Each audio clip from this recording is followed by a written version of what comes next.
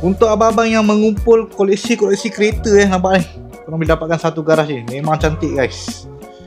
Sebelah sini korang boleh letak 3 biji. Sebelah sini depan 3 biji. Dia ada macam design tau garaj ni. Lagi satu, yang ni kita dah pasangkan lampu. Kita tutup, dia akan gelap. Bila nak display kan, kita boleh pasangkan lampu dia. Memang cantik guys. Sebab apa kan, dia dah design LED kat sini. Korang jangan masukkan dia punya kabel ni. Lampu dengan dia punya kabel ni dia setekan sekali menggunakan soket USB-A. Untuk dia punya depan ni akrilik. Nampak tu. Senang je. Bila kita dah letak macam ni, kita boleh tutup kan.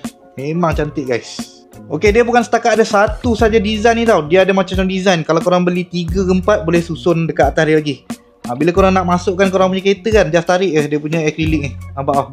Korang dah boleh access masuk ke dalam. Korang nak display macam-macam lagi dalam ni pun boleh guys. Nampak tau, memang cantik guys detailing dia. So dekat mana korang dapatkan garaj kereta ni guys. Untuk kereta-kereta tegar kan, harga dia pun murah, macam-macam design ada. Boleh tekan link kat bawah.